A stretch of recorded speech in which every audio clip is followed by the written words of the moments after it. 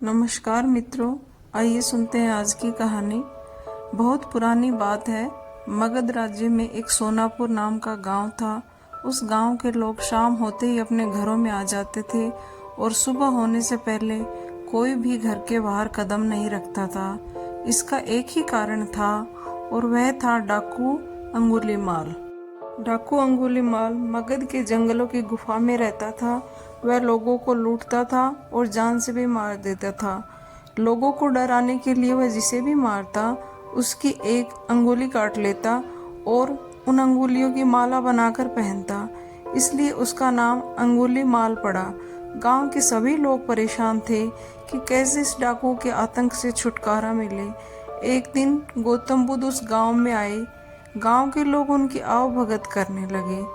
गौतम बुद्ध ने देखा कि गांव के लोगों में किसी बात को लेकर दहशत फैली हुई है। तब गौतम बुद्ध ने गांव वालों से इसका कारण पूछा। ये सुनते ही गांव वालों ने अंगुलीमाल के आतंक का पूरा किस्सा उन्हें सुना दिया। अगले ही दिन गौतम बुद्ध जंगल की तरफ निकल गए। गांव वालों ने उन्हें बहुत रोका पर वो नहीं माने। जंगल में बुद्ध को आता देख अंगुलीमाल हाथों में तलवार लेकर खड़ा हो गया, पर बुद्ध उसकी गुफा के सामने से निकल गए और उन्होंने पलटकर भी नहीं देखा। अंगुलीमाल उनके पीछे दौड़ा, पर दिव्य प्रभाव के कारण वे बुद्ध को पकड़ नहीं पा रहा था। थक हार कर उसने कहा, रुको, अरे मैं कहता हूँ रुको। तब गौतम बुद्ध रुक गए और मुस्कुराकर बोले, मैं तो कब का रुक गया, परंतु मैं तुमसे पूछना चाहता हूँ कि तुम कब रुकोगे और कब अपनी ये हिंसा रोकोगे। तब अंगुलीमाल ने कहा, सन्यासी, तुम्हें मुझसे डर नहीं लगता? सारा मगध मुझसे डरता है। तुम्हारे पास जो भी माल है वह निकाल दो, वरना जान से हाथ धो बैठोगे। और मैं इस राज्य का सबसे बलवान और शक्तिशाली व्यक्ति हूँ। बुद्ध जरा भी नहीं घबराए और बोले, मैं ये कैसे मान लूं कि तुम ही इस राज्य के सबसे शक्तिशाली इंसान हो? तुम्हें ये बात साबित करके दिखानी होगी। तब अंगुलीमाल बोला, अच्छा तो बताओ कैसे साबित करना होगा।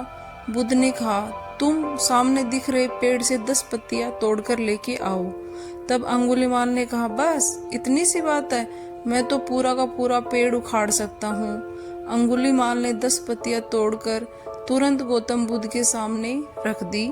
पत्तियां लाने पर गौतम बुद्ध ने कहा, जाओ अब इन पत्तियों को पुनः जाकर पेड़ पर लगा दो। अंगुलीमाल ने हैरान होकर कहा, टूटे हुए पत्ती कभी वापस लगती हैं क्या? तो बुद्ध बोले, जब तुम इतनी छोटी सी चीज को वापस जोड़ नहीं सकते हो तो तुम इस राज्य के सबसे शक्तिशाली इंसान कैसे हुए? यदि तुम किसी चीज को जोड़ नहीं सकते तो कम से कम उसे तोड़ो मत। यदि किसी को जीवन दे नहीं सकते तो उसे मृत्यु देने का भी तुम्हें कोई अधिकार नहीं है।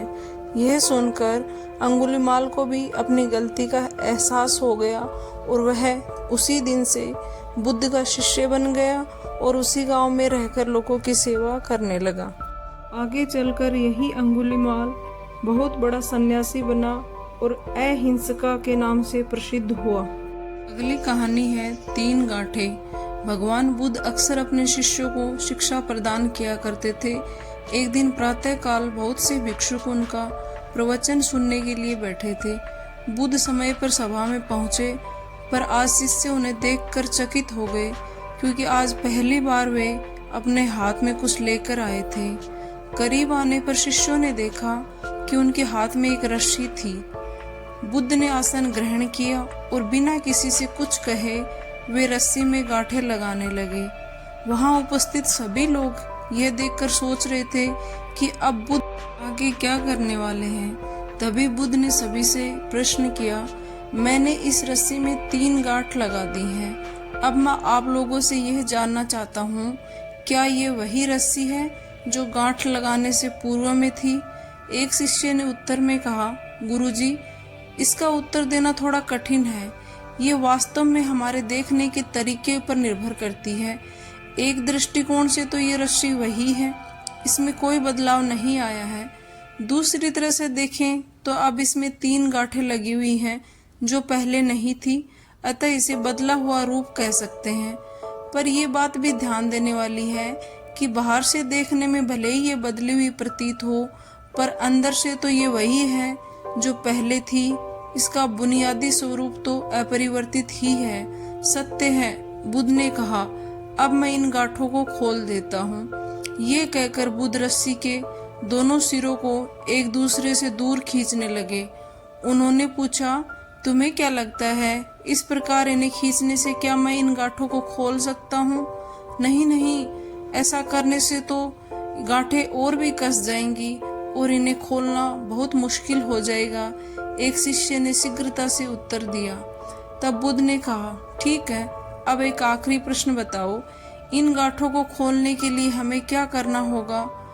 तब एक शिष्य बोला, इसके लिए हमें इन गांठों को गौर से देखना होगा ताकि हम जान सके कि इन्हें कैसे लगाया गया था, और फिर हम इन्हें खोलने का एक प्रयास जरूर कर सकते हैं। मैं यही तो सुनना चाहता था। मूल प्रश्न ये है कि जिस समस्या में तुम फंसे हो, वास्तव में उसका कारण क्या है? बिना कारण जाने निवारण असंभव है। मैं देखता हूँ कि अधिकतर लोग बिना कारण जाने ही निवारण करना चाहते हैं। कोई मुझसे ये नहीं पूछता कि मुझे क्रोध क्यों आता है। लोग पूछते हैं कि मैं क्रोध का अंत कैसे करूं। कोई ये प्रश्न नहीं करता कि मेरे अंदर अहंकार का बीज कहाँ से आया। लोग पूछते हैं कि मैं अपना अहंकार कैसे खत्म करूं। प्रिय शिष्यों, जिस प्रकार रस्सी में गांठें लग जाने पर भी उसका बुनियादी स्वरूप नहीं बदलता, उसी प्रकार मनुष्य में भी कुछ विकार आ जाने से उसके अंदर से अच्छाई के बीज कभी खत्म नहीं होते। जैसे हम रस्सी की गांठें खोल सकते हैं, वैसे ही हम मनुष्य की समस्याएं भी हल कर सकते हैं। इस बात को समझो कि जीवन है तो समस्याएं भी होंगी ही, और समस्याएं हैं तो समाधान भी अवश्य होगा। आवश्यकता यह है कि हम किसी भी समस्या के कारण को अच्छी तरह से जानें, निवारण स्वतः ही हो जाएगा। महात्मा बुद्ध ने अपनी बात पूरी की। इस प्रकार आज की कहानी समाप्त होती है।